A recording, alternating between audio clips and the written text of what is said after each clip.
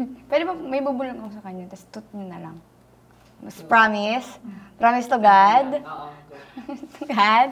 Mamatay. Mabukas maging headline yun.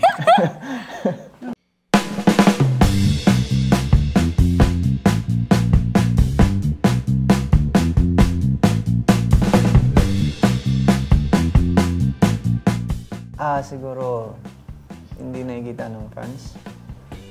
Sa amin na yun. Closet niya. Closet ko. Hindi nila nakikita. Ikaw ba? Ano yung naisip na?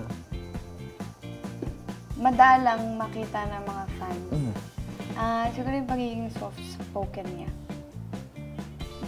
Minsan, nakikita ng fans, pero most of the time hindi. Kasi kung ano naman siya sa camera, gano'n din naman siya sa akin sa off.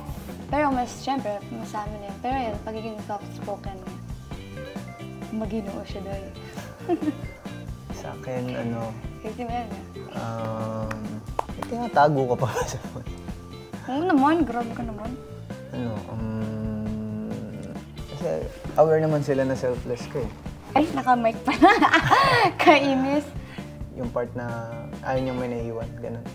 Ayaw niya may naiiwan? Oo. Parang... left out? Gusto niya kabilang lahat, gano'n. Depende sa mood ko. O, di ka na sumagot. Charot. Kumara may pupuntahan kami. Ayun, iniisip niya. Na-admire ka sa akin doon? Oo. Kasi hindi lang... Guys, sama kayo mamaya, alis tayo lahat Hindi lang tayo yung iniisip, hindi lang sarili mo iniisip, pati yung iba. So, okay.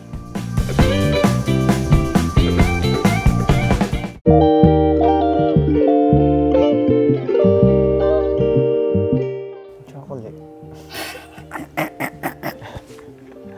Kairita. Siguro,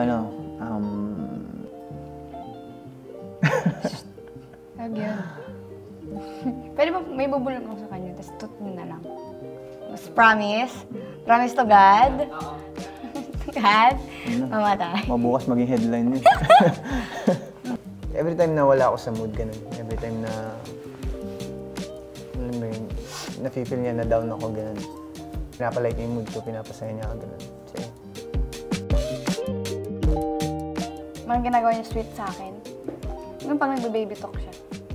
Nagwala siya, diba? Siyempre, hindi siya nagbe-baby talk. Behind the scene, malambing kasi siya behind the scene. Minsan, mas clingy siya sa akin. Susweetan ako sa kanya.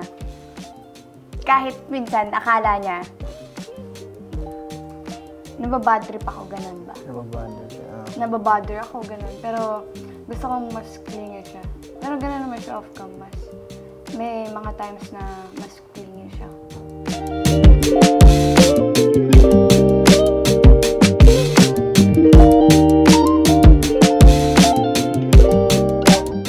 Masaya ako na si Fiang yung ka-love team ko kasi versatile siya and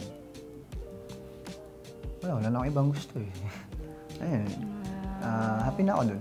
Magaling to. Libre kita mamaya. Masaya ako na si Jem yung ka-love team ko kasi wala ko choice eh. Charot. Hindi, kasi dahil number one, komportable ako sa kanya. Pangalawa, wala na din ako ibang gustong ka-love team na iba.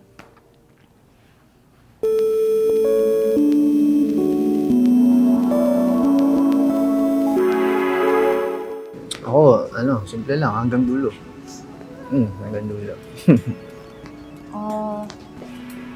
Each other, na pag bad trip siya, mas lalo ko siyang babad trip.